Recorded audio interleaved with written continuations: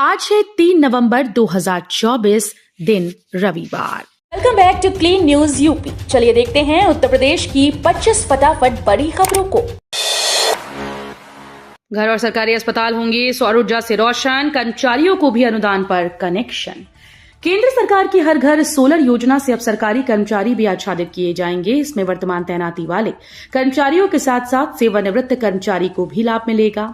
इसके लिए UP NEDA से अलग अलग विभागों को लक्ष्य जारी किया गया है, जिसमें स्वास्थ्य विभाग को दोहरी जिम्मेदारी सौंपी गई है कि कर्मचारियों को घर पर सोलर लगाने के लिए जागरूक करें।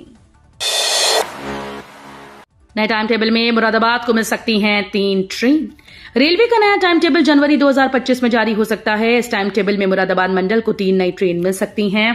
फिलहाल टनकपुर से दौराई के बीच चलने वाली स्पेशल एक्सप्रेस को रेलवे नियमित चलाएगा। रेलवे बोर्ड से इसके लिए अनुमति मिल चुकी है। पूर्वोत्तर रेलवे इसका संचालन करेगा। हज यात्रा की पहली किश्त जमा करने की तिथि बढ़ी, 11 नवंबर हुई। हज यात्रा के लिए पहली किश्त जमा करने की अंतिम तिथि 11 नवंबर तय कर दी गई है। पहले ये तिथि 31 अक्टूबर तक थी।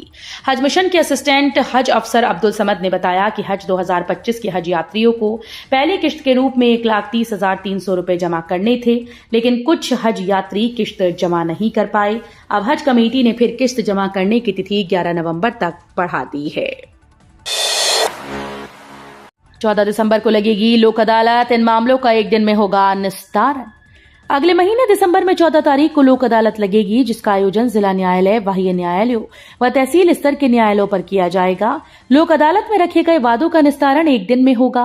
राष्ट्रीय विधिक सेवा प्राधिकरण एवं उत्तर प्रदेश राज्य विधिक सेवा प्राधिकरण लखनऊ के निर्देश पर अलीगढ़ के जिला न्यायाधीश अध्यक्ष जिला विधिक सेवा प्राधिकरण संजीव कुमार के दिशा निर्देश में 14 दिसंबर को लोक अदालत का आयोजन जिला न्यायालय, बाह्य स्थित न्यायालयों और तहसील स्तर पर किया जाएगा। डिप्टी सीएम केशव का तंज, अखिलेश का पीडीए परिवारवाद की एजेंसी, टिकट सिर्फ परिवार के लोगों को देते हैं। यूपी के उप मुख्यमंत्री केशव प्रसाद मौर्य ने समाजवादी पार्टी के पीडीए फॉर्मूले पर तंज कसा। उन्होंने कहा कि अखिलेश यादव का पीडीए सिर्फ परिवारवाद का मॉडल है, वहीं पीएम मोदी लाखों युवाओं को राजनीति में लाने के लिए लोकतंत्र की बुनियाद को मजबूत कर रहे हैं। जनता परिवार मॉडल और विकास मॉडल में फर्क समझ रही है। हमारे राम इस बहुचर्चित नाट्य से होगा शुभारंभ। अभिनेता आशुतोष राणा देंगे प्रस्तुति। मथुरा के धौली प्याऊ स्थित रेलवे मैदान पर 5 नवंबर से शुरू होने जा रहे ब्रज रज उत्सव की शुरुआत देश भर में बहुचर्चित नाट्य प्रस्तुति हमारे राम से होगी। रामायण पर आधारित हमारे राम की प्रस्तुति अभिनेता आशुतोष राणा साथी कलाकारों के साथ देंगे। इसके अलावा कैलाश खेर सहित देश के कई नामचीन कलाकार अपना हुनर दिखाने मथुरा आ रहे हैं। सिपाही भर्ती की फाइनल आंसर शीट जारी, जानिए कितने सवाल हुए निरस्त। उत्तर प्रदेश पुलिस भर्ती परीक्षा देने वाले अभ्यर्थियों के लिए अच्छी खबर है। पुलिस भर्ती एवं प्रोन्नति बोर्ड ने शनिवार को आरक्षी नागरिक पुलिस के 60,244 पदों पर सीधी भर्ती के लिए अगस्त 2024 माह में आयोजित लिखित परीक्षा की फाइनल आंसर की जारी कर दी। इसमें 25 प्रश्न निरस्त कर दिए गए हैं, जबकि 29 प्रश्नों का एक से अधिक सही विकल्प होने पर सही जवाब देने वालों को अंक प्रदान करने का निर्णय लिया गया है। बढ़ेंगे तो कटेंगे पर मायावती का वार, बोले बीएसपी से जुड़ेंगे तो आगे बढ़ेंगे और सुरक्षित रहेंगे। उत्तर प्रदेश में इन दिनों उपचुनाव की हलचल है। इस कड़ी में शनिवार को बसपा सुप्रीमो मायावती ने प्रेस वार्ता की। इस दौरान उन्होंने कहा कि यूपी की 9 विधानसभा सीटों पर उपचुनाव की घोषणा हो गई।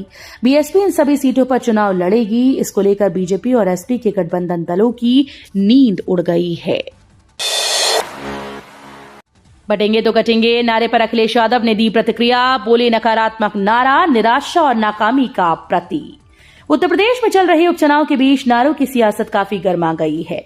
मुख्यमंत्री योगी के बचेंगे तो कटेंगे नारे को लेकर सपा मुखिया अखिलेश यादव ने निशाना साधा। उन्होंने कहा कि यह नकारात्मक नारा उनकी निराशा और नाकामी का प्रतीक है। सपा मुखिया अखिलेश यादव ने सोशल मीडिया मंच एक्स पर लिखा कि उनका नकारात्मक नारा उनकी निराशा और नाकामी का प्रतीक है। उनकी इस नारे से साबित ये होता है कि जो गिनती के 10% मतदाता बचे हैं। 13 नवंबर को सार्वजनिक अवकाश। उत्तर प्रदेश के कानपुर में आगामी 13 नवंबर को सभी सरकारी कार्यालय बंद रहेंगे। जिलाधिकारी राकेश कुमार सिंह ने इस संबंध में आदेश जारी कर दिया है। इसकी जानकारी मुख्य निर्वाचन अधिकारी के साथ पुलिस कमिश्नर, मंडलायुक्त, श्रम आयुक्त, प्रबंध निदेशक केस को, लीड बैंक मैनेजर को दी गई। सार्वजनिक अवकाश सवेतन रहेगा। इस दौरान किसी के वेतन में कटौती नहीं होगी। CCC प्रशिक्षण के आवेदन की तारीख बढ़ी। उत्तर प्रदेश की योगी सरकार ने कंप्यूटर प्रशिक्षण योजना के अंतर्गत वित्तीय वर्ष 2024-25 के लिए द्वितीय चरण में अन्य पिछड़े वर्ग के शिक्षित बेरोजगार युवक युवतियों के लिए आवेदन तिथि में विस्तार किया। अब इच्छुक अभ्यर्थी 10 नवंबर 2024 तक O लेवल और CCC कंप्यूटर प्रशिक्षण के लिए ऑनलाइन आवेदन कर सकते हैं। 75 जिलों में 22% आबादी। यूपी में SC/ST से अफसर कितने? सचिव को चिट्ठी लिख चंद्रशेखर ने मांगा जवाब।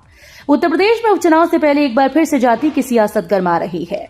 दलित वोट को लामबंद करने के लिए आजाद समाज पार्टी ने कवायद तेज कर दी। पार्टी अध्यक्ष और नगीना से सांसद चंद्रशेखर आजाद ने राज्य के मुख्य सचिव मनोज कुमार सिंह को पत्र लिखकर अपर मुख्य सचिव से लेकर थानेदार तक के पदों पर दलित अधिकारियों की तैनाती का हिसाब मांगा है। हैंडओवर के बाद मेंटेनेंस शुल्क हुआ कम। सोसाइटी वालों के बचेंगे हर महीने 10 लाख। नोएडा के सेक्टर 74 स्थित सुपरचेक केप टाउन सोसाइटी निवासियों के मेंटेनेंस शुल्क के रूप में हर महीने 10 लाख रुपए बचेंगे। हैंडओवर के बाद सोसाइटी की अपार्टमेंट ऑनर एसोसिएशन ने मेंटेनेंस शुल्क में 17 पैसे कम किया। लोगों को ये दिवाली गिफ्ट दिया गया है। 1 नवंबर मेंटेनेंस शुल्क की नई दरें लागू हो चुकी हैं। भाजपा के बाद उपचुनाव से 2027 की तैयारी दिखाने की चुनौती, जुटेंगे दिग्गज नेता। फूलपुर विधानसभा उपचुनाव में भाजपा तीसरी बड़ी जीत के लिए जी तोड़ मेहनत कर रही है। उसे अपने दरकते वोटों को बचाने के साथ नए वोटर भी जोड़ने हैं। यहीं से 2027 की तैयारी को दिखाने की चुनौती है। अन्यथा विपक्ष की एकजुटता के दावे और उसकी चुनावी रणनीति जिस तरह लोकसभा चुनाव 2024 में भारी प्रतीत हुई, वैसा ही दबाव फिर से बन सकता है। रक्षा मंत्री राजनाथ सिंह बोले, पड़ोसियों से बेहतर संबंध रखना चाहता है भारत। कानपुर में केंद्रीय रक्षा मंत्री राजनाथ सिंह शनिवार सुबह चकेरी श्यामनगर स्थित अपने आध्यात्मिक गुरु संतोष द्विवेदी के श्यामनगर स्थित आवास पर पहुंचे। यहां पर वो पूजा पाठ में शामिल हुए। इसके बाद अपने गुरु जी का हालचाल जानकर आशीर्वाद लिया। फिर बाहर आकर मीडिया से रूबरू हुए। वहीं भारत चीन सीमा पर दीपावली पर मिठाई बांटने और पेट्रोलिंग शुरू होने के सवाल पर कहा कि भारत अपने सभी पड़ोसी देशों से मैत्री संबंध बनाकर रखना चाहता है। पहले होती थी 120 दिन पहले, अब 60 दिन पहले तक ही करा सकेंगे ट्रेन में आरक्षण। रेलवे ने 1 नवंबर से रेलवे टिकट की एडवांस बुकिंग को लेकर नया नियम लागू कर दिया। अब यात्री 60 दिन पहले तक ट्रेन टिकट की बुकिंग कर सकेंगे। अभी तक 120 दिन पहले तक रिजर्वेशन कराने की सुविधा मिलती थी। हालांकि रेलवे ने साफ किया कि नया नियम पहले से बुक किए गए टिकट्स पर लागू नहीं होगा। जिन टिकट्स की बुकिंग 31 अक्टूबर 2024 तक 120 दिनों के एडवांस रिजर्वेशन के तहत की गई, वे मान्य रहेंगी। आज सालों का तोड़ा रिकॉर्ड। शोर और प्रदूषण के बीच त्योहार के बाद AQI सबसे कम। नोएडा में इस साल दिवाली के दौरान ध्वनि प्रदूषण के स्तर में पिछले वर्ष की तुलना में कमी दर्ज की गई। हालांकि यह अभी भी नियामक मानकों से ऊपर बना हुआ है।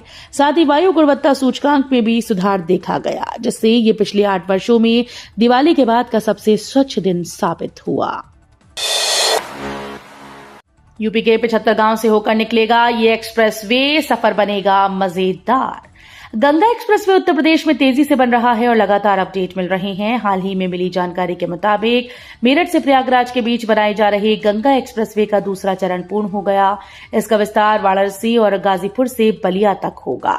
ये 6 लेन का करीब 350 किलोमीटर लंबा एक्सप्रेसवे बनेगा। यूपीडा ने दूसरे चरण का सर्वे पूर्ण कर लिया है। भंगेल एलिवेटेड रोड की ओपनिंग से जुड़ा नया अपडेट, जानिए अब कहां और कितना बचा है काम। नोएडा के भंगेल सलारपुर रोड पर जाम खत्म करने के लिए बन रहे एलिवेटेड रोड का काम तेजी से चल रहा है। नोएडा प्राधिकरण के अधिकारियों का यह दावा है कि अगले साल मार्च 2025 तक एलिवेटेड रोड को वाहनों के लिए खोल दिया जाएगा। नमो भारत ट्रेन के यात्रियों के लिए अच्छी खबर, रविवार को 2 घंटे पहले शुरू होगी ट्रेन सेवा। नमो भारत ट्रेन भाई दूज के अवसर पर रविवार को सुबह 6 बजे से शुरू होगी। एनसीआरटीसी ने कहा कि नमो भारत का परिचालन रविवार को अपनी सामान्य टाइमिंग से 2 घंटे पहले शुरू होगी। बयान के अनुसार दिल्ली गाजियाबाद मेरठ आरटीएस कॉरिडोर के परिचालन खंड पर ट्रेन सेवाएं रविवार को जल्दी शुरू होंगी, जो सामान्य सुबह 8 बजे के बजाय सुबह 6 बजे से संचालित होंगी। सस्ते घरों के लिए 14 नवंबर से शुरू होगी बुकिंग, बेचे जाएंगे 2500 फ्लैट। दिल्ली विकास प्राधिकरण 14 नवंबर से सस्ता घर हाउसिंग स्कीम के फेज 2 के तहत नवनिर्मित फ्लैट्स की बुकिंग शुरू करने जा रहा है। इस योजना के तहत 2500 से अधिक फ्लैट रोहिणी, द्वारका, मंगोलपुरी, रामगढ़, लोकनायकपुरम, सिराजपुर, नरेला और दिल्ली के अन्य हिस्सों में उपलब्ध होंगी। इच्छुक खरीदारों के लिए पंजीकरण प्रक्रिया पहले से जारी है। फ्लैट्स की कीमत 11.5 लाख रुपए से शुरू होगी और इन्हें पहले आओ पहले पाओ के आधार पर बेचा जाएगा। हरिद्वार के घाटों पर फिर लौटी गंगा, जलस्तर बढ़ने पर खूब लगी आस्था की डुबकी। हरिद्वार में हर की पैड़ी गंगा घाटों में दोबारा रौनक लौट आई है। श्रद्धालुओं ने जमकर आस्था की डुबकी लगाई। हर की पैड़ी सहित अन्य गंगा घाटों पर हर हर गंगे के जयकारों के साथ श्रद्धालुओं ने गंगा स्नान किया। व्यवस्था बनाने में पुलिस बल मुस्तैदी से तैनात रहा। भीड़ कम होने के कारण किसी भी तरह का कोई ट्रैफिक प्लान लागू नहीं किया गया। बुजुर्गों के लिए गुड न्यूज, आयुष्मान भारत योजना का गाजियाबाद के हजारों लोगों को मिल सकता है लाभ। आयुष्मान भारत योजना के लाभार्थियों के लिए गुड न्यूज है। 70 साल से अधिक उम्र के बुजुर्ग भी अब आयुष्मान योजना में गोल्डन कार्ड बनवा सकते हैं। अनुमान लगाया जा रहा है कि गाजियाबाद जनपद में करीब 20,000 बुजुर्गों को योजना का लाभ मिल सकता है। फिलहाल जिले में अब तक 7.74 लाख लाभार्थी हैं। इनमें से 5.25 लाख से ज्यादा कार्ड बन चुके हैं। यूपीआई नहीं चलेगा, इस महीने 2 दिन बंद रहेंगी सेवाएं, बैंक ने बताई तारीख। एचडीएफसी बैंक ने अपने ग्राहकों से कहा है कि वे नवंबर में 2 दिन तक बैंक की यूपीआई सर्विस का इस्तेमाल नहीं कर पाएंगे। बैंक की वेबसाइट से मिली जानकारी के मुताबिक कुछ जरूरी सिस्टम मेंटेनेंस की वजह से नवंबर में 2 दिन एचडीएफसी बैंक की यूपीआई सर्विस बंद रहेगी। एचडीएफसी बैंक की यूपीआई सर्विस का इस्तेमाल करने वाले ग्राहक 5 नवंबर और 23 नवंबर को यूपीआई के जरिए न तो पैसे भेज पाएंगे और न ही पैसे प्राप्त कर पाएंगे। अमेरिका ने भारतीय कंपनीज पर लगाया प्रतिबंध, विदेश मंत्रालय का आया जवाब। विदेश मंत्रालय ने अमेरिका की ओर से भारतीय कंपनीज पर लगे प्रतिबंधों पर कहा कि इन कंपनीज ने भारतीय कानूनों का उल्लंघन नहीं किया। इसे लेकर हम अमेरिका के संपर्क में हैं। भारत इन अमेरिका कंपनीज के निर्यात के बारे में बताएगा। अमेरिका का आरोप है कि ये कंपनीज रूस को वो सामान उपलब्ध करवा रही हैं जिनका इस्तेमाल रूस यूक्रेन युद्ध में कर रहा है। इसमें 19 भारतीय कंपनी और 2 भारतीय नागरिक शामिल हैं। तो ये थी आज की 25 फटाफट बड़ी खबरें। अगर आपको न्यूज पसंद आई हो तो वीडियो को लाइक और शेयर जरूर करें। धन्यवाद।